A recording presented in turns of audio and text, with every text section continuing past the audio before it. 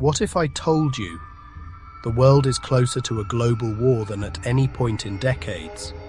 Not because of one country, but because of two forces silently colliding. On one side, an alliance of 30-plus nations, the most powerful military coalition ever created. On the other, a nuclear superpower with a history of war, survival, and revenge. This is not just politics. This is NATO versus Russia. And if this escalates, it won't stay in Europe. It becomes global. But here's the real question. How did we get here? To understand this conflict, you have to go back to the ashes of World War II. Europe was broken, cities destroyed, millions dead. And from that destruction, two superpowers rose, the United States and the Soviet Union. At first, they were allies, but that alliance didn't last, because they weren't just countries. They were ideologies. One believed in democracy and capitalism, the other in communism and control. And soon, the world split into two sides. Music builds slowly. In 1949, something changed everything. The United States and its allies formed a military alliance. Its purpose, simple. If one of us is attacked, we all respond. That alliance was called NATO, and it was designed for one reason: to stop the spread of Soviet power. One attack means world war. Now here's where things get complicated. Because from the Western perspective, NATO is defensive, but from Russia's perspective, NATO is a threat, closing in. After the Cold War ended in 1991, the Soviet Union collapsed. Russia was weak, broken, and vulnerable. But NATO? NATO didn't disappear. It expanded. Country after country moved closer to Russia's borders.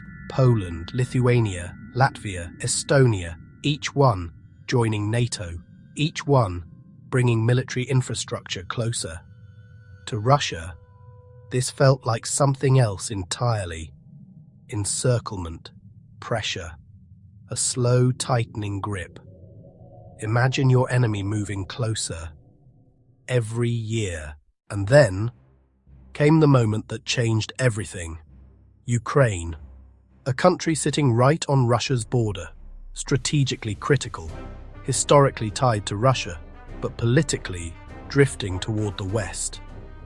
And then talk began. Ukraine joining NATO. To the West, this was expansion. To Russia, this was a red line, because if Ukraine joined NATO, NATO forces could be stationed right next to Russia. Missiles, troops, defense systems, minutes away from Moscow, and Russia made it clear that would not happen. Then, 2022, the world watched as Russia launched a full-scale invasion of Ukraine. Explosions lit the sky, cities fell under attack, millions fled. And suddenly, this wasn't just tension anymore. This was war. Here's the terrifying part. NATO didn't directly enter the war, but they didn't stay out either. They sent weapons, billions of dollars in military aid, advanced systems, training, intelligence, everything short of direct combat. And Russia noticed, because from their perspective, they weren't just fighting Ukraine, they were fighting NATO, indirectly, a proxy war between nuclear powers. And that's where things become dangerous, because both sides have nuclear weapons, thousands of them, enough to destroy the planet multiple times.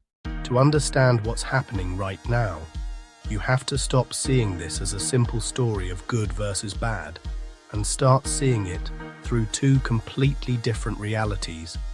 Because what looks like defense to one side looks like danger to the other. Visual.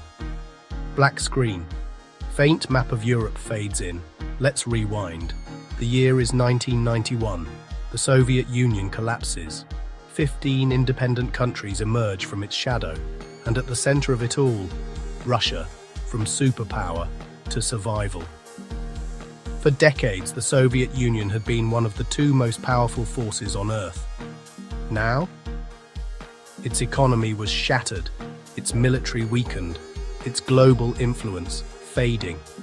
And inside Russia, there was chaos, hyperinflation, unemployment, political instability, a population trying to survive while watching their country lose its place in the world. And while Russia was struggling to rebuild, something else was happening. NATO didn't go away. In fact, it began to grow. First came Poland, then Hungary, then the Czech Republic, then 2004. A much bigger shift. 7 more countries joined: Estonia, Latvia, Lithuania.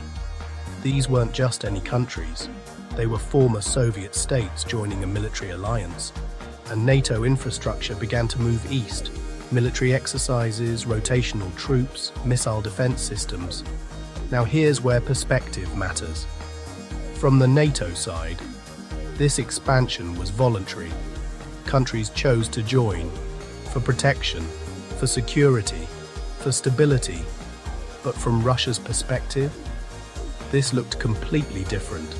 It looked like encirclement, not expansion, but pressure.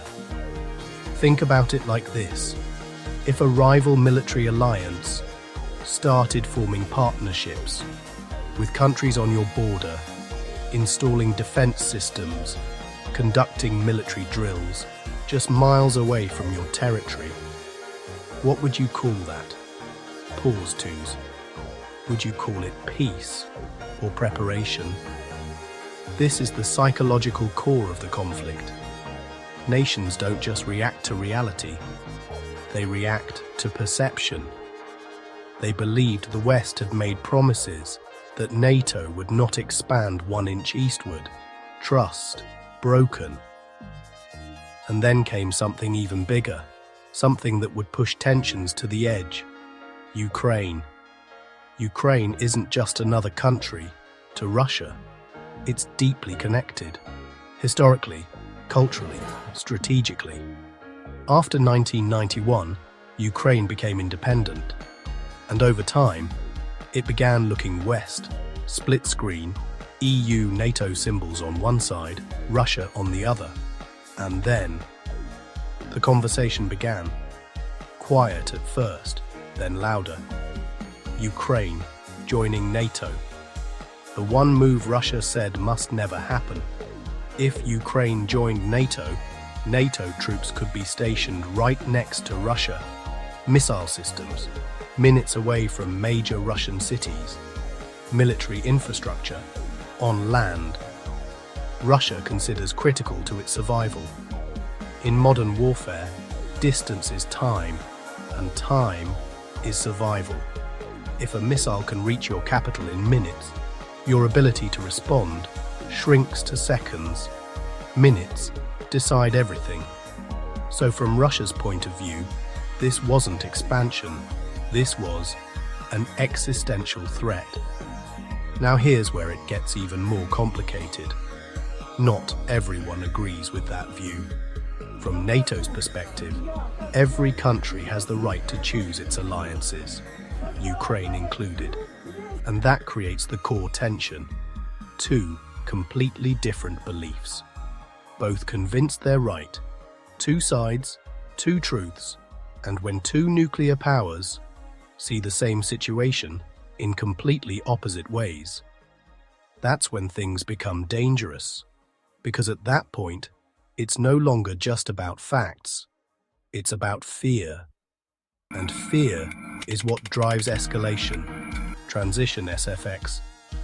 And that escalation was already beginning. Because in 2014, something happened in Ukraine that would push this conflict past the point of no return. Cut to black, title card. And that's where everything changed.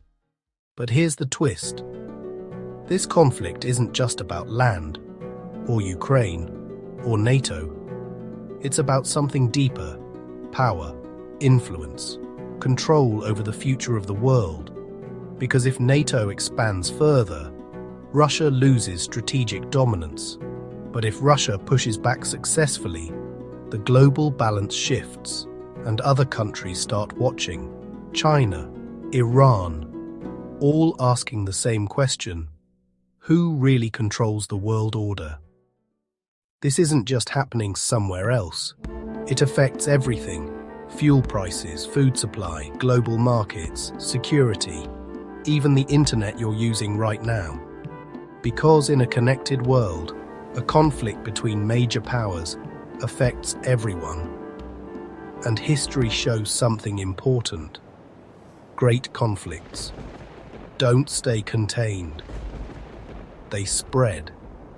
So what happens next? Does NATO continue expanding? Does Russia escalate further? Or does something bigger happen? Because right now, the world is balancing on a knife's edge. The truth is darker than headlines admit. Alliances are shifting in the shadows and a spark is already falling. What happens when the final line breaks? The answer waits. In part 2.